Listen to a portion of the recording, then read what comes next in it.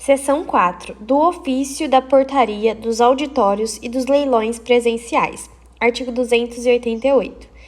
No foro central da comarca da capital, funcionará o ofício dos leilões públicos com a finalidade de realizar os leilões presenciais das varas centrais da comarca da capital. Os escreventes nele lotados apregoarão os leilões apenas em situações excepcionalíssimas, desde que o exequente não exerça o seu direito de indicação e haja impedimento legal para a atuação de todos os leiloeiros públicos credenciados. Parágrafo 1º. Nas demais comarcas e varas, os leilões serão realizados por oficiais de justiça apenas em situações excepcionalíssimas, desde que o exequente não exerça o seu direito de indicação e haja impedimento legal para a atuação de todos os leiloeiros públicos credenciados e sob fiscalização do juiz. Artigo 310. Em todos os mandados expedidos, será anotado o número do respectivo processo, dispensada a anotação do número de ordem da carga se essa informação constar do sistema informatizado do setor e estiver disponível para consulta e verificação correcional. Parágrafo 1º. Será certificada nos autos a expedição e a feitura da carga do mandado ao oficial de justiça, que assinará o livro respectivo. Parágrafo 2º. Existindo seção designada para a feitura das cargas, será certificada nos autos tão somente a expedição do mandado, remetendo-o logo em seguida à referida seção, que velará pelo lançamento da assinatura do oficial de justiça no livro próprio. Parágrafo 3º. No sistema informatizado serão anotados a data da distribuição do mandado ao oficial e o nome deste, para consulta e controle de prazos. Parágrafo 4. Ressalvados os mandados urgentes, em razão do volume do expediente, por autorização e mediante controle do juiz corregedor permanente, poderá ser adotado o sistema de carga única mensalmente. Parágrafo 5. Inexistindo prazo expressamente determinado na ordem judicial, os mandados serão cumpridos dentro de 45 dias, ressalvado prazo menor genérico por determinação pelo juiz corregedor permanente da SADM ou, onde não houver, do ofício judicial. Parágrafo 6. Nas 24 horas que antecederem o vencimento do prazo para cumprimento do mandado, desde que não seja possível a ultimação da diligência, deverá o oficial de justiça formular pedido de dilação, justificando os motivos da demora, vedada a devolução sem integral cumprimento, salvo expressa autorização judicial. Parágrafo 7.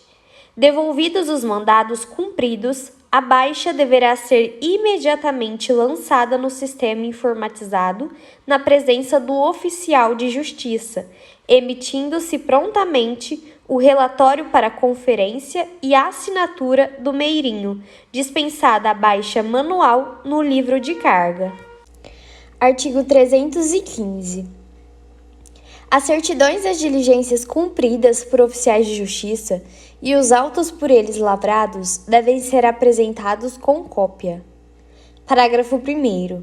Devolvido o mandado, as cópias que o acompanham serão anexadas à contracapa dos autos, para aproveitamento em eventuais novos mandados. Parágrafo 2º. O desentranhamento e aditamento de mandado poderá ser dispensado a critério do juiz, expedindo-se novo mandado, fornecendo à parte as peças necessárias. Artigo 410. Os alvarás de soltura serão enviados à autoridade responsável pela custódia obrigatoriamente por correio eletrônico institucional, e-mail, do ofício de justiça. Parágrafo 1º. O ofício de justiça confirmará, por via telefônica, o recebimento do alvará de soltura pela autoridade destinatária e anotará na via encartada aos autos o nome e o cargo de quem recepcionou a ordem, assim como a data e o horário da ligação. Caso não obtida a confirmação, a circunstância será certificada nos autos, conjuntada de cópia da mensagem eletrônica enviada à autoridade responsável pela custódia e encaminhado o alvará de soltura para cumprimento por oficial de justiça em regime de plantão. Parágrafo 2º. A remessa do alvará de soltura será feita sob a responsabilidade do escrivão judicial. Parágrafo 3º. Se o preso estiver recolhido em estabelecimento de outra unidade da Federação, o alvará endereçado ao juiz corregedor da cadeia ou presídio será enviado por carta precatória, por correio eletrônico institucional, e-mail, ou aparelho de facsímile. Parágrafo 4. Tratando-se de réu ou condenado em prisão preventiva, regime fechado ou semiaberto em cumprimento na modalidade domiciliar, o ofício de justiça expedirá um mandado de intimação com a finalidade de entrega do alvará de soltura ao réu ou condenado, para cumprimento por oficial de justiça em regime de urgência, mediante certidão e colheita de assinatura do intimado, que terá efeito de cumprimento do referido alvará. Parágrafo 5. Nos casos do parágrafo 4, salvo determinação judicial em outro sentido, no mandado de intimação deverá constar exclusivamente o endereço onde o réu ou condenado estiver recolhido, dispensando o oficial de justiça de outras diligências para efetivação do ato, e, não sendo localizado o réu ou condenado, deverá ser lavrada a certidão nesse sentido pelo oficial de justiça, devolvendo-se o mandado para ulterior deliberação judicial. Seção 13. Da citação no processo comum. Artigo 436. Na precatória e no mandado de citação, expedidos para que o réu seja citado e apresente resposta à acusação, na forma do artigo 396 do Código de Processo Penal, constarão as seguintes advertências. 1. A defesa escrita deverá ser realizada por advogado, na qual poderão ser arguidas preliminares e invocadas todas as razões de defesa, oferecidos documentos e justificações, especificadas as provas pretendidas, bem como arroladas testemunhas até o limite legal. 2. É dever do oficial de justiça perguntar ao acusado se o mesmo possui defensor constituído, certificando-se nos autos. 3. Em caso de afirmar não possuir advogado, será indagado se deseja a imediata atuação da Defensoria Pública, cujo endereço deverá ser fornecido, bem como orientado de que a mesma deverá ser procurada pessoalmente ou por familiar, possibilitando a indicação de testemunhas. Sendo esta sua vontade, independentemente da fluência do prazo de 10 dias, deverá ser aberta vista à Defensoria para os fins acima mencionados, ficando a mesma nomeada para todos os atos do processo. Artigo 436-A. Havendo disponibilidade de equipamentos eletrônicos e de funcionários aptos a operá-los, tanto nas dependências dos fóruns do Estado de São Paulo, como nas unidades prisionais, a citação e a intimação de réu preso deverá ser realizada por videoconferência, observados os artigos 122, parágrafo 3º e artigo 995, parágrafo 10 das normas da Corregedoria. Parágrafo único.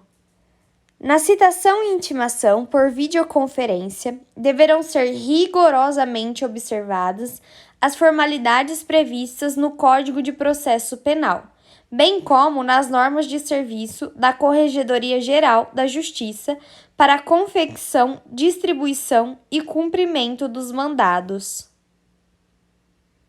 Artigo 439.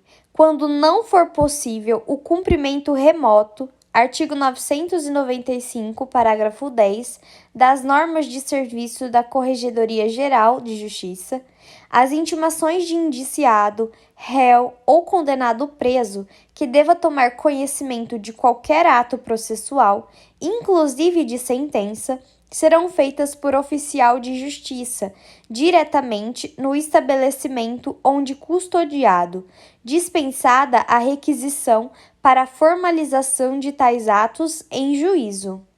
Parágrafo 1º. O oficial de justiça levará o impresso contendo termo de recurso e de renúncia ao direito de recorrer e consultará o réu sobre sua intenção, colhendo a assinatura no espaço próprio. Na sequência, preencherá por completo o termo correspondente à opção do sentenciado e inutilizará a parcela do formulário rechaçada pelo acusado. Parágrafo 2. Se o réu não souber escrever, será colhida a sua impressão digital e assinará a rogo uma terceira pessoa, além de 2 testemunhas. Parágrafo 3º. Os réus que estiverem internados em estabelecimentos situados fora da comarca serão intimados por meio de carta precatória. Parágrafo 4.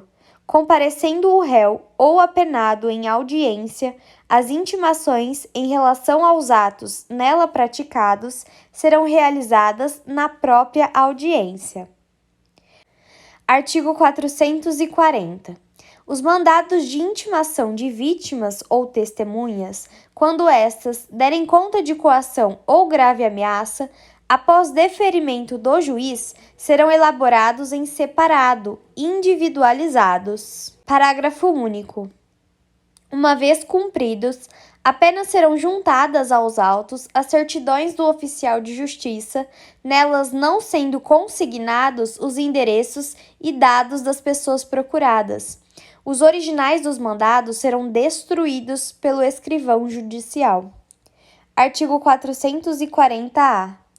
A ofendida deverá ser imediatamente comunicada da decisão que deferir ou indeferir pedido de prisão cautelar ou de imposição de medida protetiva de urgência, bem como da alteração da natureza da prisão e do ingresso e saída do agressor do estabelecimento prisional, facultada a utilização do procedimento previsto no artigo 1245, parágrafo 4º das normas de serviço da Corregedoria Geral da Justiça. Parágrafo único. Permite-se a intimação da vítima por meio de telefone fixo, celular, WhatsApp ou e-mail, desde que haja anuência daquela no momento da lavratura do boletim de ocorrência ou da apresentação do requerimento, com o fornecimento dos dados necessários, garantido seu absoluto sigilo. No mesmo ato, a vítima será informada dos canais adequados e disponíveis para a comunicação do descumprimento das medidas protetivas de urgência.